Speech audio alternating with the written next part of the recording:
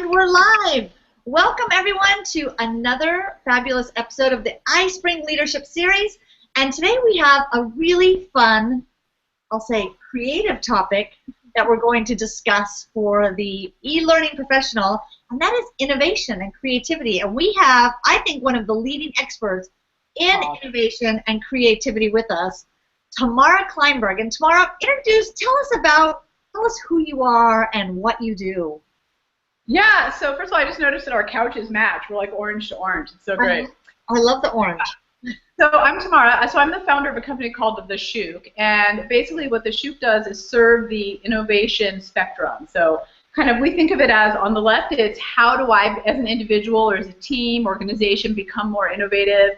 In the middle is how do I get my innovation out into the world? How do I get buy-in? How do I get it taken to the next level?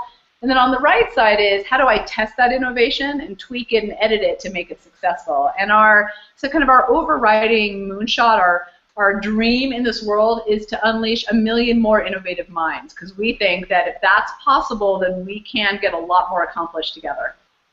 That's such a cool, and okay, you have to fill us in on, because I know what the Shuuk means or the kind of meaning behind it, but explain what that is if people aren't familiar, if their Hebrew isn't up to date. I know, I always get, nobody says it right, and I always get questions about the name. So Shuuk in Hebrew is an open marketplace. But the thing about these places is it's not kind of the way we see them in the U.S., where it's kind of a flea market or maybe only on Saturday and Sundays. They're really these hubs of their community where these entrepreneurs and innovators go and sell their wares. And, you know, when I was a kid, that was CDs and olives, you know, and crazy things like that.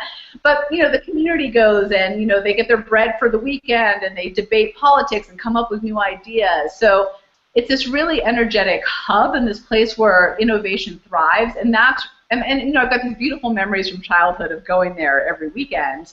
And I wanted to create that in my business online and in the real world here as well. So that's where the name comes from. And you know, we're really fortunate. We get to work with a lot of organizations and I think a lot of thought leaders on how do you become more innovative, and then secondly, how do you make more innovation happen around you so that it actually ignites change.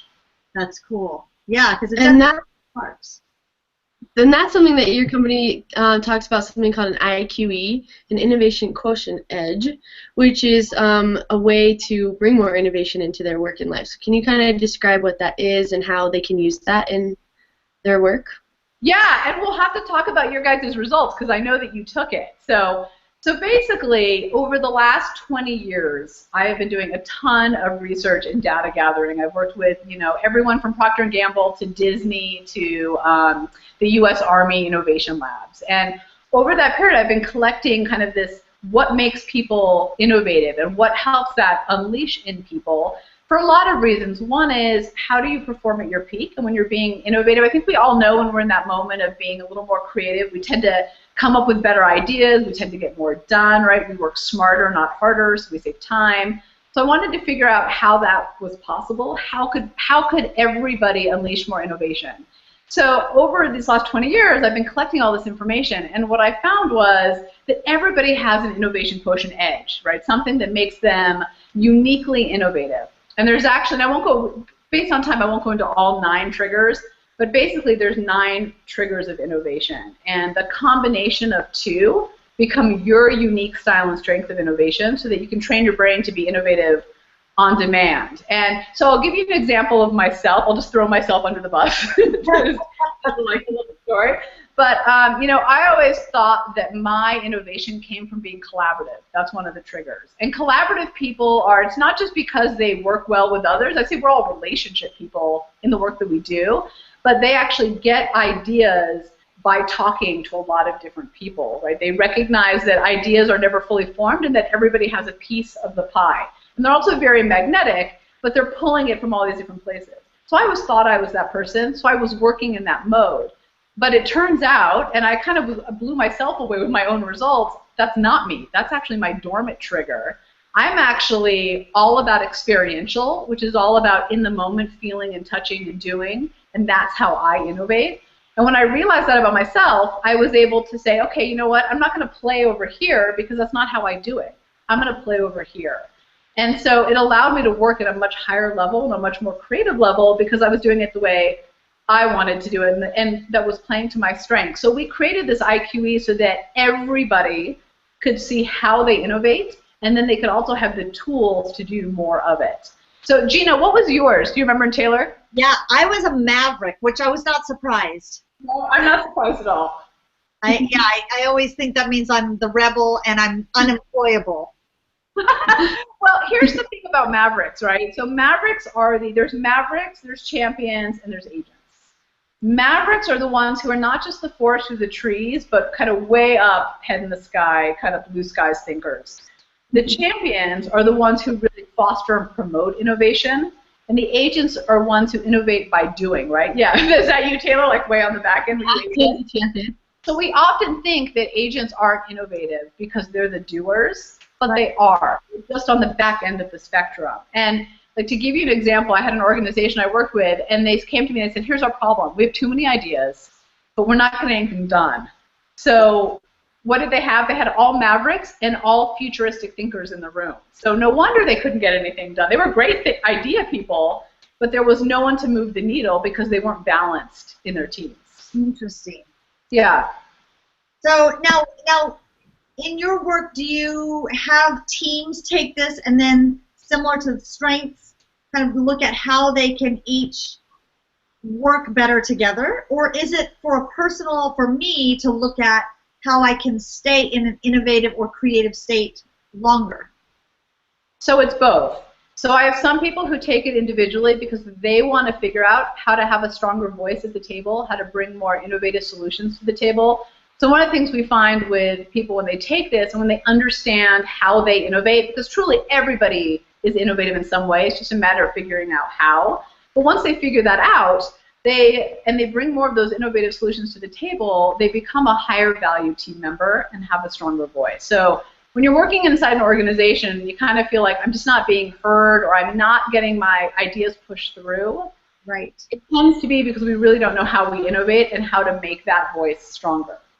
So that's one. And then with teams, it really is about how do you get the right people doing the right things. So this isn't a personality test like some of those, kind of big ones, but it really more is, how does the team innovate and how do we work together and are we all working in the right ways that serve our innovation? Because truly, and I think we know this, the three of us on here as kind of business owners and, whether we're actually really leaders or employees, we hire people and we work with people for solutions and ideas that move the needle. We don't hire people, we don't work with people to do the base minimum, to do the commodity.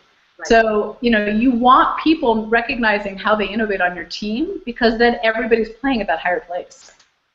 That is interesting. Something you said about selling your ideas or getting buy-in and the language we use, because I do think that is in the e-learning and really any in the training, learning arena, I feel like you're always having to sell your ideas or you're having to sell why that idea that they came up with won't work.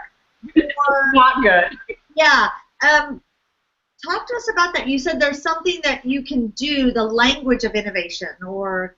Yeah, so there's really two things. So the first thing is kind of related to the IQE, and that is if I know how you innovate and how you think, I can communicate in a way that's going to really speak to you. So for example, if you are a futuristic, that's one of your power triggers, and that's kind of what your results say, and I come to you and I say, hey Gina, I have this idea, here's the data to prove it. I've actually shut you down. Well, that seems like the right thing to do. Your brain is in the future. But if I come to you and I say, hey, Gina, I have this idea. Here's how I think it's going to look in the future. Then now I've got your attention. So it's important to understand how other people innovate so you can talk to them. If their experiential is one of the triggers, so that's me. And experience is all about, yeah, and that's you, right? So it's all about the doing and in the moment, and you got to have your hands on, and you have to really experience it. So it's happened before. Someone on my team came to me and said, I think in theory this will work. And I said, well, prove it to me. Because you're never going to get buy-in from me by a theory or assumptions or a model. Right. You got to show me a little bit of proof. You better have tried it once and then shown it to me. So if you want to get buy-in from people, understanding how they innovate is going to help you sell your ideas forward because you can communicate with them. So that's the first thing. The second thing is around the language of innovation. So here's kind of the lesson I've had, and this was a hard slap across the face because I was doing it wrong, and I won't go into the whole story except to say that I was working with Johnson & Johnson, the big baby care company, and all of our ideas got shut down, and they were great ideas. But I realized something. I realized that my language was wrong, and that innovation has its own language. So here's what we do normally. I say, all right, Taylor, I have this idea for a cup. So it automatically heats up your coffee to the right temperature at any time, and if I can even add extra milk, and if I want it cold, it can do that too. And then what I say is, what do you think? So you may love the idea, you may hate the idea, but what I've actually done is forced you into an up or down vote. You either love it or you hate it. That's all I've given you. I haven't given you the opportunity to come along for the journey with me. So what I want people to do out there is I want them to switch their language of innovation so they get buy-in. And the key to that is getting other people engaged in the conversation. So, and you know, we've all had that moment, right, where we're in that meeting, we're like, oh my God, this idea is brilliant, what do you think? And we think the idea stands on its own. Right. It never does. And they look at you what like, do you think is a bad question. So Yeah. right, so I think we present it wrong. So here's what I think. Here's kind of 3 language tricks that you can use. And they get people, they're really powerful and they get people involved. So the first one is I'll say, okay, Taylor, so I have this idea for a coffee cup and it does this. What would you do to improve the idea? Okay. So now, right, your wheels are turning and you're like, oh, I don't automatically hate it or love it. I'm going to think about how to make it better so I can get buy-in. Or you can say, and this is really great with the analytic types, the ones who, you know, those yes butters who no matter what you say, it's always, but here's the problem with that, here's the problem with that. So we try to, the mistake we make in innovation is we try to ignore them, but we need them. We can't do innovation in a silo. So what I say to those people, and I've got a few on my team because I need them, I say, hey, Gina, so I've got this idea. What holes do you see, and how would you fix them? Oh, because they're going to be looking for that anyway with that filter of I need to find something wrong to fix. Right, exactly. So, and I think this is particularly important for those internal groups like the e-learning, learning and development, CIOs that I was just with. It is so important that we sell our ideas forward, but we have to have a language, and they don't get it really isn't enough. We've got to figure out how to switch how we talk, and you know, innovation has its own rhythm, its own kind of, you know, language to it. So if we can figure that out, we can get a lot more buy-in. Right. Okay, you said there were 3 questions. One was, what would you do to improve?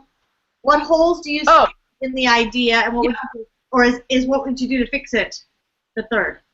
Yeah, I'm so glad you kept me on. Someone has to keep me on track, right? This is gonna be a trivia question after. No, right. So the third one is, what would I need to tell you to make it a yes? Let them tell you. I love that. Yeah, let them tell you. And you know, here's the bonus one that we talked about before we were recording that really works well. And you have to mean it, right? You got to be authentic about it. But I'll say, Gina, you know, something you said the other day about today being National Coffee Day gave me this thought for an idea. So link it back to something they've said already. You have to mean it, right? You don't want to be manipulative about it. But it's super powerful. And, you know, we walk around with all these brilliant ideas. Every time I meet with people, they've got these nuggets of ideas. And I think particularly e-learning and learning and development teams, because they touch so many people across the organization, I think they have this great opportunity. They're hubs. They see patterns and things. Right. That buy-in part and understanding how innovation works becomes critical for them. I love that. And again, looking at that, because I'm sure people come together, even if you're, you know, whether you're an independent consultant in the e-learning environment or you work within a team with a lot of people, you're still having to get a bunch of people together and create, and come up with solutions and be innovative with that. So I love that. And the more you can be innovative, the more enjoyable your job is in reality. I mean, there's nothing worse than feeling like you're banging your head against the wall and that, you know, you're not quite coming up with a solution that makes things easier for your work or better or more productive or, you know, whatever your goal is. So innovation is that key. I think it's the difference between working harder and working smarter. And, you know, in our organization, we don't reward people for working hard. We reward them for working smart, because that's ultimately what's going to move the needle for us as a company. Okay, something you said made me think of. I like it already. See? But then I forgot what it was. No. Something you said. It, think of, oh, see, I did forget. Oh, I was going to ask you how. Well, I guess. Oh, I know what it is. I know what it is. Oh. What do you think kills innovation within an organization or within teams? What are some of the things that squelch that? Yeah, that's a great question. I think it happens more often than we care to admit. I think there's a couple things. Innovation is one of these buzzwords that leadership always talks about. We need to be more innovative. We need to be more innovative. I think the number one roadblock, and there's kind of a few others we can talk about, is that they say that, but then they don't give their people their tools to be more innovative. So I can say that to you, but if I haven't given you some tools to make it just a little bit easier, it's probably going to fall short, because the truth is, before that, I shut all that stuff down. So for the last year, 2 years, I have not been innovative because I've just been trying to get through everything that I'm trying to get through, my to-do list. So I've shoved my creativity into a drawer, and then I pull it out, and it's dusty, and it doesn't work, and then I get frustrated, and then I don't go back to it.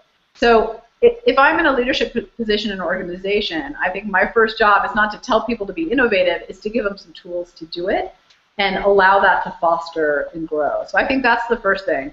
I think the second real hindrance to innovation is we don't reward innovative behaviors. What we tend to do is reward outcomes, not behaviors. So we wait until something succeeds or it fails, and we party for the successes, and we take those failures and we go, what a great lesson, don't do that again. And now I'm going to move you onto a project that's not so high profile.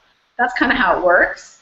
Right. Nobody's going to take risks, which is part of being innovative, if they know those are the only two options at the end. So I want to reward people. My advice to the leaders out there is reward them for speaking up in the meeting when the consensus is going the other direction. Reward them for piloting something in the moment they're piloting it, not when it worked or didn't work. Right. To me, those are the big killers. And the third one I'd say, which is so basic, is we just don't allow our people to have the time to be creative and innovative. And I have this 50-10 rule, and that is for every 50 minutes of work, I do 10 minutes of something that sparks creativity in me, because I know I'm going to be more productive for the other 50. So it could be doodling, it could be walking around the block, it could be, there's a million things you can do.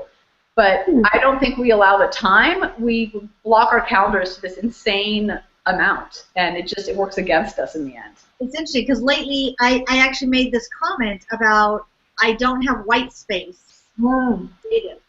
I feel like I'm so busy doing that I need to get in this space where you make more time to be creative and you come up with ideas and ways to solve problems. And I think that probably is a huge problem in organizations, is you have to schedule. Not to your fault. I mean, a lot of it is we get in a reactive mode and these things happen. You got to get them done. So there's no white space, and maybe that's where making yourself work out, exercise, go for walks, getting outside of your normal routine. I mean, Taylor's getting ready to run a 26-mile race. The trail run. I have a lot of white space this weekend. There should be a lot of ideas coming on that run. That's all I can say. That's a long time. I need to bring a notebook with me. What, Taylor? I should bring a notebook with me on the run. Write all my ideas down.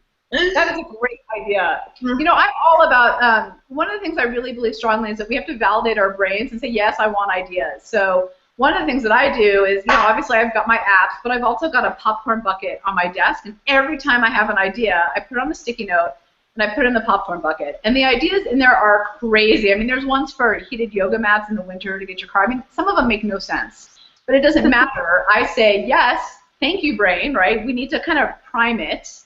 And then when I need it, it's there. And we kind of force ourselves into this thinking of, I only have creative ideas on that brainstorm at 3 p.m. when we have scented markers and easel pads, which is ridiculous. Although I do like scented markers. Yes, oh my God, they're like corporate crack. I've got, every time I go to the store, I buy them all, and then they can't understand why they're sold out all the time. Yeah. But I want to be creative all the time, right? And I want my brain to know that that's okay, and I want to prime it just like, you know, I'm hoping, Taylor, anyway, that you trained to go on your 26-mile run, right? So you're not off the couch. Please tell me you trained. I forgot about it until 3 weeks ago, so. That's a true story. I'll talk to you right after you do it. I know. I'll talk to you because I'll be sitting down for the next 3 weeks. Right? But you're going to have some brilliant ideas. You'll have a lot of white space to be creative. Okay, so Tamara, when putting together learning programs, is there a way, when you're putting together something that is for the masses, how do you incorporate innovation or ways to help people be more creative with the way they learn? Is there? Yeah. I think there's, yes, and I think it's actually incredibly important. You know, us trying to relay our ideas or get other people to learn content in one mode is not effective for getting people to internalize it and remember it and really feel it. So I'll give you some examples of when I keynote. I do a lot of speaking across the globe. You know, we only have 60 minutes, and it's really the same thing as kind of learning and development, right? I've got people with me, and I need to relay some kind of information that I need them to internalize. Right. So I do a lot of interactive exercises, and every time I have a point I want to make, a story I want to tell, a tool that I want them to use, I always ask myself, how could I get them to experience this in the moment? And so what I found is that when I do that, people actually internalize and remember and feel the point I'm trying to make. So I think when you're in learning development, if you can think about the kinesthetic, the auditory, the visual, and always ask yourself, how can I bring this to life in the moment? I think you'll have a much higher retention rate on the knowledge that you're trying to impart. And that's what I've seen with other people who are in training and development too, that I've worked with to help create more interactive experiences, is what they found on the back end is that people retained a lot more of the information, and oh, by the way, they enjoyed it so much they couldn't wait for the next training session. And isn't that a great problem to have? Yeah, yeah.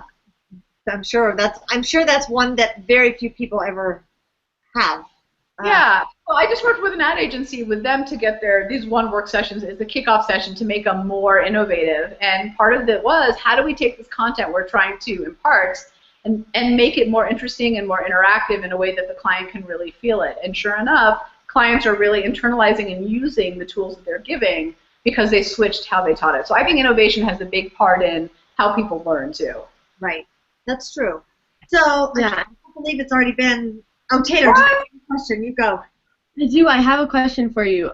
So another way that you talk about increasing your innovation is tapping into your dormant triggers, or like you said, using that or being around that more helps you. And I just wanted to hear from you because I don't quite understand that. What was your dormant? Do you remember? Do you have it? Fluid? Is that one? Yeah, fluid. Okay, so fluid is all about preferring a little more structure and a little more knowledge of what's coming, is how it shows up as a dormant. So here's the thing with kind of the IQE and the power and the dormant triggers. So the power triggers are your top two, the places that you play unbelievably well. They are your natural strengths, and you should do more to foster those. Your dormant one is the one where you play the least well. So it's not that you can't do it, it's that you have to work harder to play in that area.